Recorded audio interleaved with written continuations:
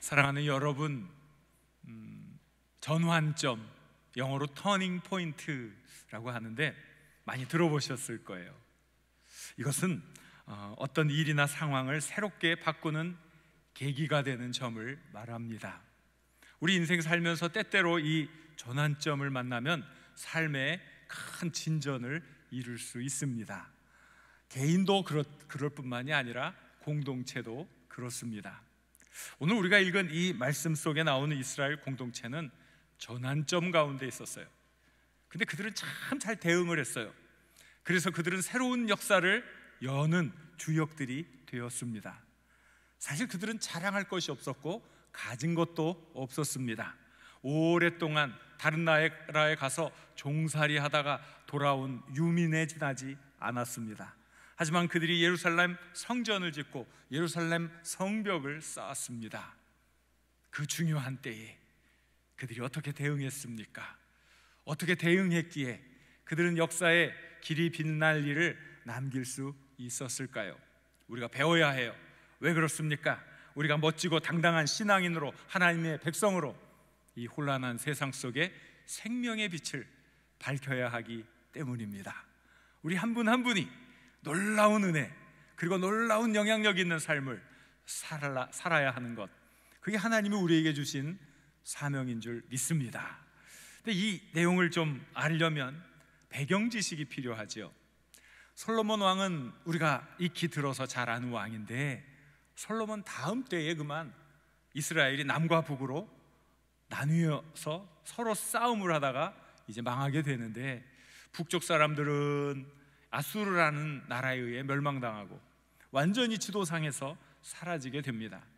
남쪽 사람들은 바벨론이라는 나라에 의해 멸망당했는데, 그 사람들은 지도층 인사들이 모두 이렇게 포로로 끌려가 한 곳에서 살 수가 있었어요. 그게 하나님의 은혜죠. 한 곳에서 살 수 있었다는 것은 자기들의 문화, 전통, 종교, 역사를 보존할 수 있었다는 뜻이에요. 너무 오래되면 이 나라가 다 흩어질 테니까, 정신이 다 흩어질 테니까 70년 뒤에 하나님께서 이 바벨론 제국을 멸망시키고 페르시아 제국을 세워주십니다.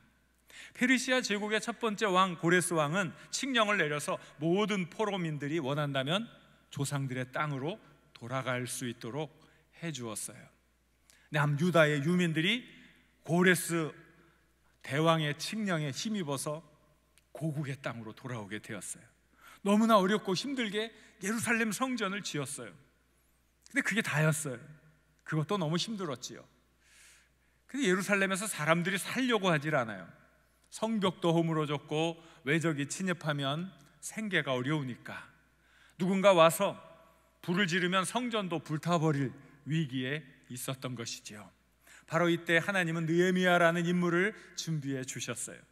그 사람은 페르시아 왕에서 왕에게 술 따르는 관원이었어요. 옛날에 음모가 궁중에서 많이 있었기 때문에 왕의 음식, 왕의 술 이런 거 맡는 사람들은 왕이 가장 신뢰하는 사람들이죠. 당연히 막강한 권력을 가진 사람이 되는 것이죠. 이 느헤미야가 고국 땅의 형편을 듣고 가슴앓이를 하는 거예요. 야, 고국 땅에 성문들 다 불타버리고 성벽은 회파되고 참 거기서 사는 사람들 말이 아니래. 이 얘기를 듣고 가슴앓이를 하고 기도하는 가운데 하나님이 마음을 주시는 거죠. 예루살렘으로 돌아가서 성벽을 재건하고 믿음의 공동체를 굳건히 해라. 이 비전을 마음에 품고 기도하다가 하나님께서 이 기도를 들어주시는 거예요. 황제가 그의 청을 들어주어서 이제 이 느헤미야가 유다의 총독으로 오게 되었어요. 그래서 열심히 최선을 다해 성벽을 다시 쌓게 되고, 이제 그 사람들이 성벽을 다 쌓으니까 안심이 될 거 아니에요. 바로 그 상황이 이 말씀이에요. 외적인 장벽, 외적인 틀이 갖추어져서 이제는 평화를 얻을 것 같았는데 사람은 그렇지 않았어요. 아무리 외적인 방비가 튼튼하다고 할지라도 사람이 내적인 어떤 삶의 동기, 거룩한 목적, 그 목적을 이루고자 하는 의지, 이런 게 없으면 사람이 힘이 없지 않습니까?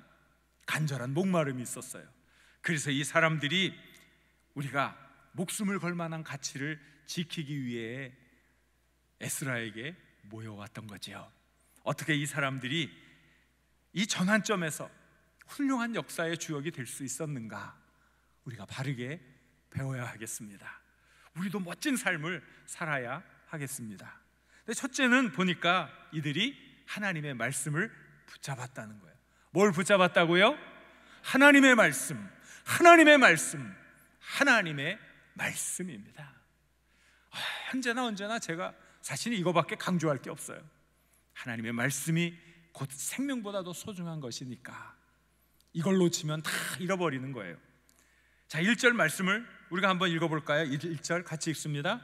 이스라엘 자손이 자기들의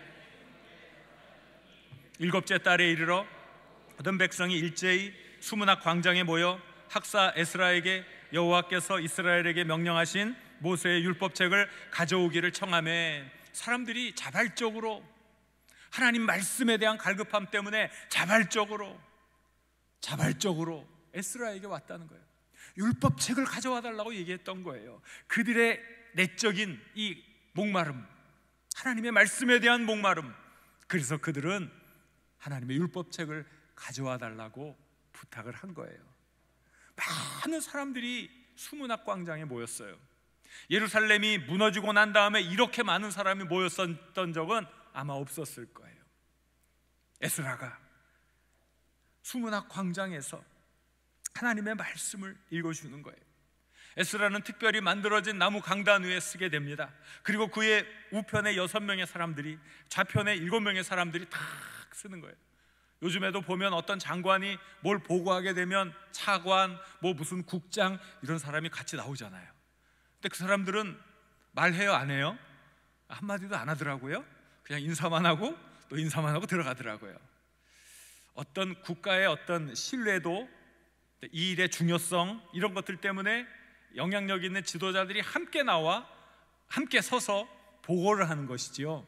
그와 마찬가지로 하나님의 말씀을 전하는 일이 너무나 소중하니까 에스라가 하나님의 말씀을 전할 때에 그 시대의 지도자들이 함께 쫙 서가지고, 전부 14명이 딱 서가지고 하나님의 말씀을 전했다는 거예요. 그런데 이 하나님의 말씀을 전할 때 어떤 일이 있었습니까?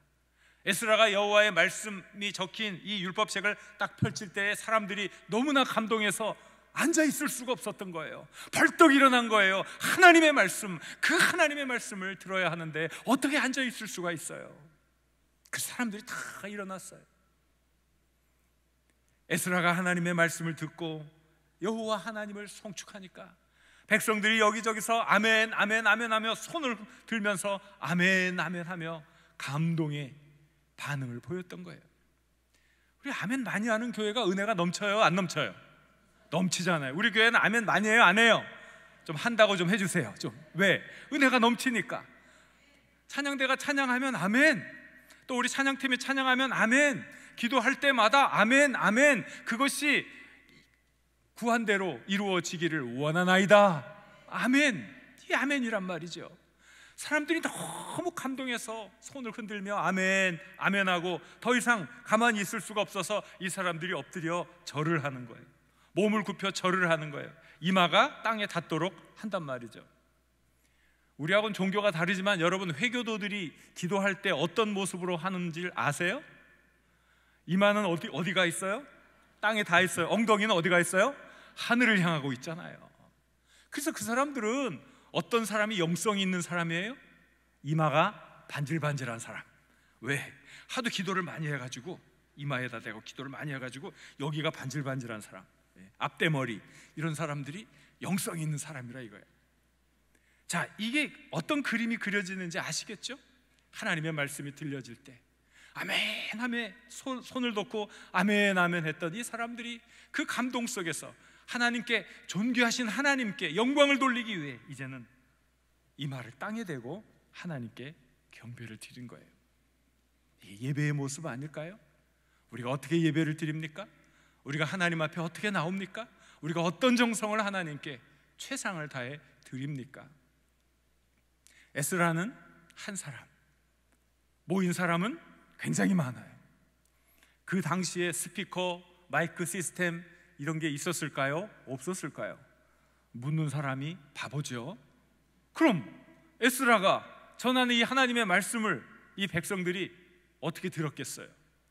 이게 불가능한 일이잖아요. 근데 이 사람들이 얼마나 지혜로운지 몰라요.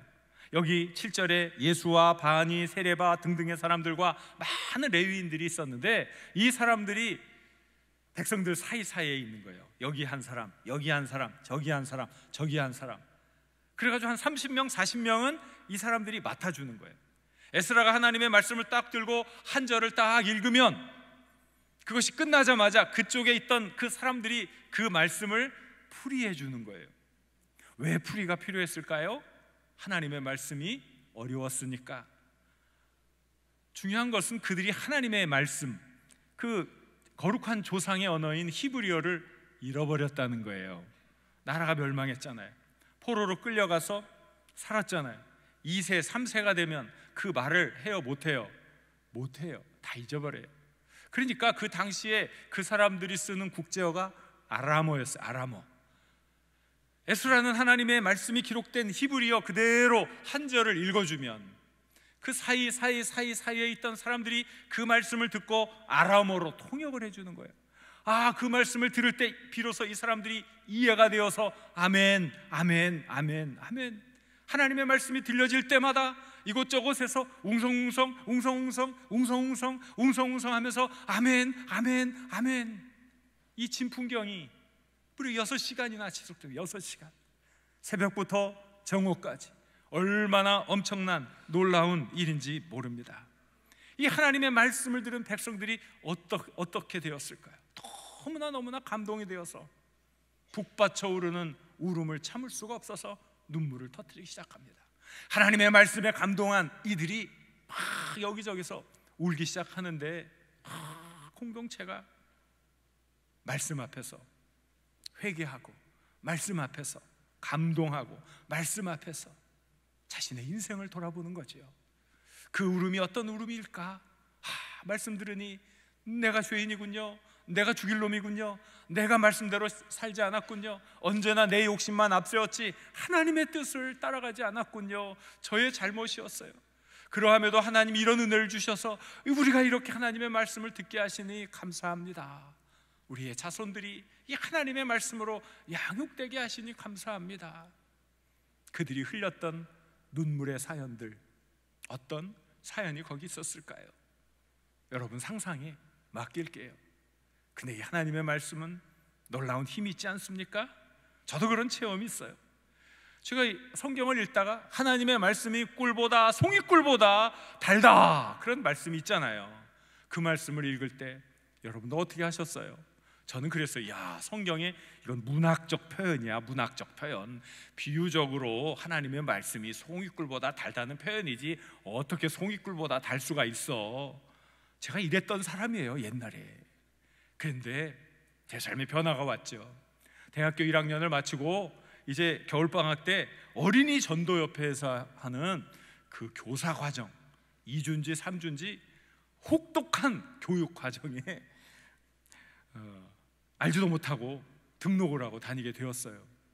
당시에 부천에서 살았는데 그것은 아현동, 서울에 있는 아현동에 본부가 있어가지고 거기까지 출퇴근을 하면서 공부를 하는데 9시에 시작해서 오후 5시에 끝나는 거예요. 얼마나 학과가 촘촘하게 짜여져 있는지 몰라요. 근데 쉬는 시간이 딱 되면 쉬어야 되잖아요. 근데 쉴 수가 없어. 그게 무슨 단체라고요? 좀 전에 얘기했는데 어린이 전도협회. 자, 쉬는 시간에 뭐 해야 돼요? 어린이 전도회로 나가라는 거야. 어린이 전도회로 쉬는 시간에. 그러면 쉬는 시간에 열심히 나가가지고 애들은 어디 있나 찾으면서 만나면 막 뛰어가서 글 없는 책을 가지고 전도를 하는 거예요. 그렇게 하루 학과가 끝나면 5시 넘잖아요. 겨울에 어둑어둑 벌써 어두워지는데 그 아이들, 전도한 아이들 소집해서 새소식반을 또 해야 된대. 그러니 얼마나 바빠. 정신이 없어요. 얼마나 숙제를 많이 내주는지 정신이 없는 거예요. 막 사람들이 다 처음에는 얼굴색이 반반하다가 나중에 얼굴색이 무슨 색? 색약 변하는 거야. 변하는 거예요. 이 3층에서 우리가 교육을 받았는데 사람들이 너무 힘들어가지고 3층에서 뛰어내리고 싶다, 이런 충동을 받았어요. 그렇게 공부를 세게 시키더라고요. 그럼 뭐 집에 가면 또 숙제. 근데 어느 과목의 숙제가 이 교재가 이렇게 설명을 해주고 가로치고 에베소서 몇 장 몇 절, 뭐 갈라디아서 몇 장 몇 절, 이런 책이 있어요. 이 몇십 페이지 되는 책. 근데 숙제가 뭐냐? 거기 나와 있는 모든 성경 구절을 노트에 옮겨 적는 거예요. 아니, 그런 잔인한 숙제가 어디 있어요? 한두 구절도 아니고 말이죠. 그거를 쓰려고 하다가 보면, 이렇게 쓰다가 보면 이 손이 어떻게 돼요? 마비가 와요. 많이 쓰면. 그러면 또 이 손으로 막 풀고 해가지고 또 쓰면, 아니 도대체 이런 숙제를 내주는 사람은 어떤 사람이야? 아니, 우리의 형편을 알면서도 이런 숙제를 내주다니. 투덜투덜하고 불평불만하고 그러는데, 그러던 차에 하나님의 말씀이 제 안에서 막 움직이는 거예요. 저의 부족하고 연약한 면들이 하나하나 다 밝혀지고 깨어지고, 하나님의 말씀이 얼마나 귀하고 소중한지, 놀라운 하나님의 은혜 아래 그만 눈물이 막 펑펑 쏟아져 나오는데, 눈물이 뚝뚝 떨어지면 그동안 썼던 글씨에 물이 탁 배어가지고 번지고 말로 다 할 수 없는 감동과 감격이 막 밀려오기 시작하는 거예요. 야, 하나님의 말씀이 이렇게 귀하고 이렇게 아름답구나. 배가 고프지도 않아요. 잠도 막 안 자고 넘어가는 거예요. 정말 하나님의 말씀이 송이꿀보다 달구나 하는 말씀이 비유적인 표현이 아니구나 하는 걸 느끼게 되었던 거죠. 그 감동, 그 기억, 제 삶의 터닝포인트가 되어 주었어요. 내가 무슨 삶을 살아야 돼, 어떤 삶을 살아야 하는지 깊은 회심의 시간과 제 삶의 인생이 바뀌어지는 그런 계기가 되었던 것이죠. 사랑하는 여러분, 하나님의 말씀보다 우리에게 더 소중한 것은 없습니다. 하나님의 말씀보다 더 값진 것은 없습니다. 하나님의 말씀에는 구원에 이르는 지혜가 담겨 있습니다. 하나님의 말씀은 하나님의 사람을 온전하게 하는 능력이 있습니다. 하나님의 말씀은 곧 예수 그리스도이기도 하십니다. 예수 그리스도를 붙잡는 분, 하나님의 말씀을 붙잡는 분, 결코 실망할 일이 없습니다.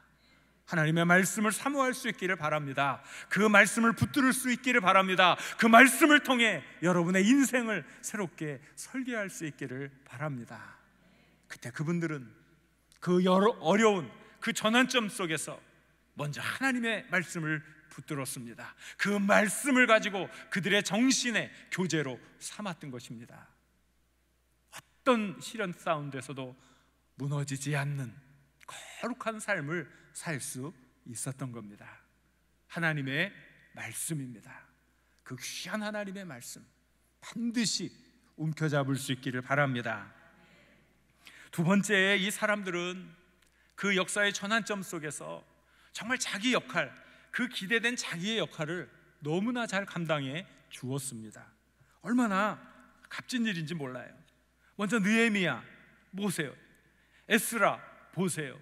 에스라는 제사장이요 율법학자였습니다. 사람들에게 필요한 하나님의 율법을 열심히 가르쳤습니다. 소프트 파워라고 그러잖아요. 요즘에 소프트 파워, 그걸 제공해 준 거예요. 느헤미야는 총독으로 사람들의 보호막, 정치적인 보호막, 군사적인 보호막을 제공해주고, 물적, 인적 자원을 잘 동원해서 예루살렘 성벽을 무려 52일 만에 완공할 수 있었던 거예요. 정주영 회장이 느헤미야한테 아마 힌트를 얻지 않았을까, 제가 그런 생각을 해요. 굉장히 단기간에 이 예루살렘 성벽을 완성했거든요. 참 훌륭한 지도자들이에요. 이 훌륭한 지도자들 중요성은 아무리 강조해도 지나치지 않습니다. 그래서 제가 이 설교를 준비하면서 이번에 새롭게 보게 된 것은 7절의 말씀이에요. 7절에 보니까 13명의 이름이 나오고 레위인들이라고 그래요. 이 사람들 발음하기도 힘들어요. 이스라엘 사람들이라. 그래서 그냥 통칭해서 레위인들이라고 말하려고 합니다. 이 사람들이 무슨 일을 했어요? 에스라가 성경 말씀을 읽으면 그들이 번역을 해주었다는 거예요. 그들이 풀이를 해주었다는 거예요. 이걸 영적으로 얘기하면 뭐예요? 목사님이 하는 목회 사역을 돕기 위해 많은 사람들이 잘 한마음 한뜻을 가질 수 있도록 설득해주고 위로해주고 양육해주고 해서 모든 이들이 하나님이 기뻐하시는 거룩한 일에 집중할 수 있도록 해주었다는 거예요. 얼마나 중요한 일입니까? 교회 지도자가 무슨 역할을 하는 겁니까? 교회 지도자는 하나님의 말씀을 잘 교인들이 다 알게 하고 교회의 덕을 세우는데 힘쓰도록 사람들을 양육해 주는 게 교회 지도자가 할 일들 아닙니까? 참 이들이 귀한 일을 하는 거예요. 제가 최근에 어떤 목사님을 만났는데 그 목사님이 아주 폭탄 같은 말씀을 하시더라고요. 그러니까 우리 교회하고는 전혀 상관없으니까 마음 편히 들으세요. 우리 교단 교회들을 많이 가보고 얘기를 들어보니까 우리 교단 교회들에는 안수 집사님들이 시간폭탄이다 이거예요. 아니 왜 무슨 갑자기 뚱딴지 같은 이야기인가 들어봤더니 교회들마다 안수 집사님이 사회적으로 많은 활동을 하고 사회적으로 많은 역할들을 하는 그러한 건데 교회에 오면 할 일이 없다는 거예요. 장로님들이 다 의사결정하고 장로님들이 다 집행하고 장로님들이 다 뭐 하니까 안수 집사님들은 그저 심부름꾼 취급, 교회에서 있으나 마나 한 그런 존재들이기 때문에 불만이 많다는 거예요. 그래서 당회에서 뭘 딱 결정하면 죄직회에서 다 엎어버린다는 거예요. 그 이야기를 하는 거예요. 제가 그 얘기를 들을 때 얼마나 감사한지. 왜 감사해요? 우리 교회가 얼마나 건강한 교회인지 너무너무 감사한 거예요. 우리 교회는 우리 장로님들이 안수 집사님들 하는 일에 막 감나라 배나라 하지 않아요. 자기 역할과 또 해야 할 직분이 무엇인지를 잘 알아요.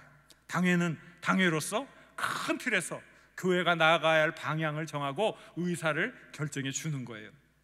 나라로 치면 의회의 기능을 감당하고 있는 거죠. 행정부의 기능은 누가 담당해요?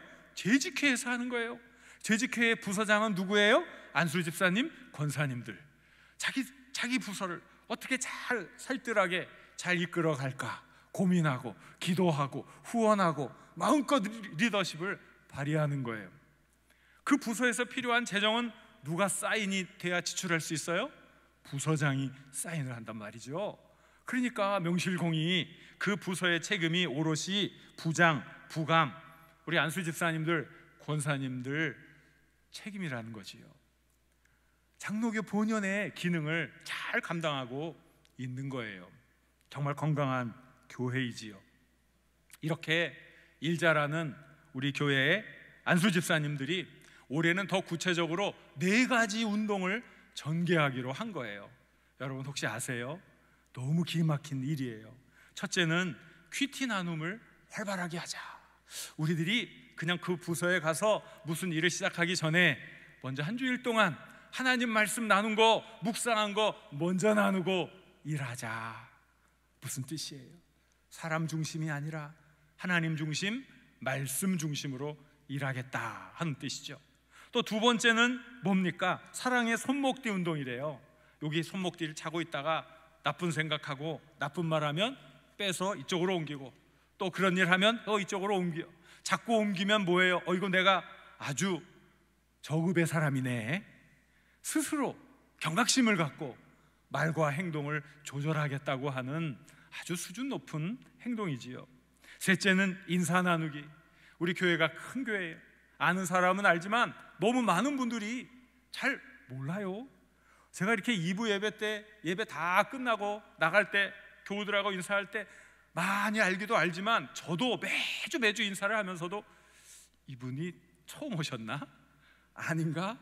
막 그럴 때가 있어요. 그런데 우리는 뭐예요? 아는 분들과만 인사를 하잖아요. 근데 이 교회에 있는 분들이 내가 모른다고 그래가지고 인사 안 할 분들입니까? 다 형제 자매 한 가족 지체들인데 우리가 알든 모르든 함께 열심히 일하자, 인사하자. 얼마나 아름다운 모습입니까? 넷째는 호흡하는 예배 운동을 전개하기로 했어요. 이 예배에 그저 가만히 있는 방관자가 아니라 적극적으로 예배 은혜를 사모하고 또 예배에 참여자가 되어야 한다. 아멘, 아멘, 아멘 화답하면서 예배의 은혜를 먼저 체험하는 지도자가 되어야 되겠다. 이런 운동을 전개하고 있는 거예요. 참 놀라운 일 아닙니까? 얼마나 감사한 일입니까? 이거는요 한국 교회사에 날 일이에요. 너무 감사한 일이죠. 너무 흡족해요. 제가 이래봬도 이런 교회 담임 목사잖아요. 얼마나 행복해요. 얼마나 감사한 일인지 몰라요. 저는 이 본문을 묵상하면서 우리 안수 집사님들이 생각이 났던 거예요. 와, 말씀에 있는 그대로 하고 있네. 그 일을 이루기 위해 열심히 분발하고 있네. 너무 고맙지요. 우리 교회의 많은 분들, 정말 보이는 곳 보이지 않는 곳에서 수고하고 애쓰는 분들이 많아요. 그렇지 않고는 이 큰 교회가 움직여지지 않아요. 이 시간 그분들에게 감사를 표시하고 싶어요. 우리는 못 봐줄지 몰라요. 그러나 우리 주님은 그 수고를 분명히 보고 계신 줄 믿습니다. 우리 하나님이 함께 해주시고 복 주실 줄 믿습니다. 정말 그 귀한 수고를 통해 우리 교회가 이 시대에 정말 귀한 일 감당하는 아름다운 공동체가 될 수 있기를 간절히 바랍니다. 마지막으로 제가 여러분과 나누고 싶은 주제는 내 중심이 아니라는 거죠. 하나님 중심이라는 거죠. 하나님의 말씀이 전달되었을 때 그 말씀을 받아들였던 사람들이 너무나 감동해서 울음을 터뜨렸어요. 북받치는 그 울음, 그 감동, 회개의 눈물일 수도 있고 감사의 눈물일 수도 있고 여러 가지가 의미가 있는 그 울음. 저는 그 울음의 가치를 압니다. 그 눈물의 가치를 압니다. 그리고 저는 우리 많은 교우들이 기도하다가 울고 찬송하다가 울고 말씀 들다가 울고 좀 이랬으면 좋겠어요. 왜 그래요? 그게 뭐예요? 은혜 받았다는 거죠. 살아계신 하나님의 역사를 체험했다는 거죠. 저는 그래서 이 눈물의 가치를 알기에 종종 많이 눈물도 흘려요. 그리고 우리 교인들이 많이 울기를 바라요. 그게 은혜 받는 거니까, 그게 하나님의 사람으로 능력 있는 삶을 살아갈 수 있는 거니까 말입니다. 그런데 오늘 본문 말씀은 이상하게 저하고는 너무나 다른 일을 지금 이야기하고 있잖아요. 아니, 그 많은 백성들이 여호와의 말씀을 듣고 감동해서 막 울고 있는데 총독 느헤미야, 율법학자 에스라, 또 레위인들이 하나같이 다 일어나서 자제를 시키는 거예요. 울지 말라고, 울지 말라고. 오늘은 여호와의 성일이니까 즐겁게 지내라고. 그리고 살찐 것, 단 것, 그것을 나누어 먹으라고. 살찐 것은 고기를 말하죠. 단 것은 꿀과 과자 같은 맛난 것을 말하는 거죠. 기쁨 가운데 이 날을 지켜야 한다고 이야기를 하는 거예요. 제가 고민이 된 거죠. 이거 어떻게 설교를 해야 되나? 나는 사실은 좀 우세요. 눈물이 마른 교회는 이거 진짜 교회는 아닙니다. 눈물이 없는 교회가 무슨 영적인 힘이 있습니까? 이렇게 설교하고 싶은데 울고 있는 사람에게 울지 말라 하니 이거 제가 모순이죠. 모순. 잘 모르시는군요, 저희 안타까움을. 근데 깨달음을 주시는 거예요. 내 관점이 아니라는 거죠. 너의 관점이 아니다. 하나님의 관점. 생각해 보니까 우리는 늘 내 삶의 환경, 내가 오늘 당하고 있는 이 여러 가지 문제, 여기에 얽매여 있어가지고 그 이상의 생각을 하지도 못하고 그 이상도 바라보지 못하는 거예요. 너무 편견에 휩싸여 있고 내가 그저 경험한 그 세계 속에서 생각하고 그거 가지고 판단할 뿐이에요. 얼마나 한심한 판단을 하고 얼마나 한심한 행동을 하는지 몰라요. 하나님은 그게 아니잖아요. 영원한 관점에서 바라보고 계시잖아요. 야, 내 관점이 아니야. 내 관점으로 보아야지. 그게 하나님의 뜻이라는 사실을 깨닫게 되었어요. 문득 제 과거가 생각나는 거예요. 제가 10년 넘게 미국에 살았잖아요. 저는 하나님이 그곳에서 일하고 하시는 줄 알고 기회가 되니까 영주권 신청해서 받고 5년 지나서 고민하지 않았어요. 하나님이 나를 이곳에 살게 하시는구나. 시민권 시험 보고 시민권도 받았어요. 그런데 하나님이 갑자기 모든 길을 막으시고 한국으로 가게 하는 거죠. 아니, 제가 여기서 삶의 뿌리를 이제 내리고 미국 시민권도 받고 이제 여기서 내가 무엇인가 일을 하려고 하는데 하나님 갑자기 이게 무슨 일입니까? 저는 그게 수용이 안 되는 거예요. 우리 어머니도 계시고 아들, 딸도 있고 그 모든 삶의 뿌리를 다시 빼서 한국으로 온다는 게 그게 아니기를 바랬죠. 하나님, 이것이 정말 하나님의 뜻이 아니기를, 하나님의 뜻이 아니기를. 그런데 그게 하나님 그렇게 하지 않으셨어요. 저를 이곳에 보내셨어요. 더 많은 걸 경험하게 하시고 한국 교회를 향한 간절한 마음을 품게 하셨어요. 제가 미국에 있었다면 어떻게 한국 교회를 향한 간절한 마음을 품을 수 있었을까요? 불가능한 일이었죠. 이제 생각해 보면 제 소견이 너무 좁았었습니다. 우리 주관, 우리 생각, 우리 경험, 우리 사고 얼마나 편협한지 몰라요. 하나님이 그것을 넓혀주시는 거예요. 넓혀주시는 거예요. 그러면 우리가 생각해야 되죠. 우리 신앙 언제부터 허물어집니까? 언제부터? 하나님의 뜻이 아니라 내 생각을 따를 때부터 우리 신앙이 허물어지는 거예요. 그때부터 서서히 신앙의 변질이 오기 시작하는 거예요. 내 생각과 하나님의 뜻이 충돌할 때 어떻게 해야 합니까? 내 이성적 판단과 하나님의 말씀이 충돌할 때 우리는 어떻게 해야 합니까? 내 이익과 하나님께서 주신 양심이 충돌할 때 우리가 무엇을 해야 합니까? 하나님의 뜻, 하나님의 관점, 하나님의 시각, 그것을 붙들어야 하는 것입니다. 우리가 기도하지 않고는 이거 하기 힘들어요. 고백해야 돼요. 하나님, 제 경험도 소견도 너무 편협합니다. 저의 믿음 없음을 살펴주시고 도와주옵소서. 제 이기심이 아니라 하나님의 영광의 관점을 제가 갖게 하시고 내 시각으로가 아니라 하나님의 시각으로 보게 하여 주옵소서. 간절히 기도하고 나아가야지요. 그래서 어렵고 힘들어도 그 길을 선택해 나가야 하지 않겠습니까? 사랑하는 여러분, 여러분은 지금 여러분 인생의 중요한 전환점에 서 계신지 모릅니다. 여러분의 선택, 그것이 여러분을 성장하게, 발전하게 만들 수도 있고 또 퇴보하게 만들 수도 있습니다. 그 옛날 유리했던 유대인 공동체가 그 역사의 전환점에서 하나님의 말씀을 붙들고 자기 중심이 아니라 하나님의 중심을 회복할 때 새로운 역사의 새벽을 가져왔던 것처럼 이제 우리도 그렇게 살아야 할 줄로 믿습니다. 하나님의 말씀입니다. 하나님의 말씀, 우리의 생명이요 인도자요 영원한 복인 그 하나님의 말씀을 언제나 붙잡을 수 있기를 바랍니다. 여러분들 한 분 한 분에게 하나님이 주신 사명이 있습니다. 그 사명에 대한 생각을 단 하루도 멈춰서는 안 됩니다. 그리고 그 일을 위해 충성하시기 바랍니다. 우리 주님에게 기쁨이 되는 일꾼들 될 수 있기를 바랍니다. 자신의 관점보다 하나님의 관점으로 바라보고 오늘이 아니라 영원한 관점에서 선택하시길 우리 주님의 이름으로 간절히 축원합니다.